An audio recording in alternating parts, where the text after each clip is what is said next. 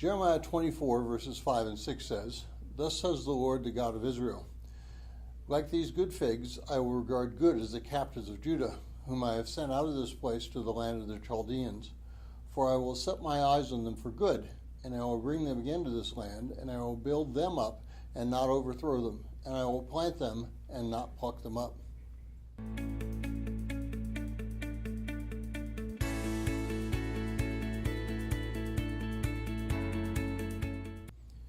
Well, if you're joining us in reading through this 90-day reading plan, today's reading is Jeremiah chapters 24 and 25, and I encourage you to read that passage.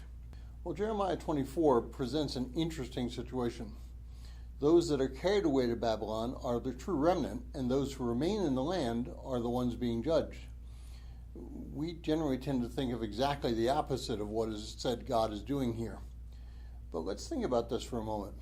Remember that when Nehemiah came back to Jerusalem from the captivity, you remember he experienced significant opposition to the rebuilding of Jerusalem. Who was it that was opposing him? Those that had remained in the land and those that had moved into the land when the Jews had been deported to Babylon. So it was those who had been in captivity who kept their relationship with God, and those who remained in the land that lost that relationship. Well, sometimes judgment is used as separating the good from the bad, the wheat from the chaff, so to speak. Now, if someone asked you who was a great prophet during the Judah's captivity, you would have to say Daniel.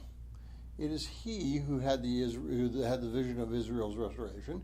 It is he who maintained that relationship with God all the way through the captivity.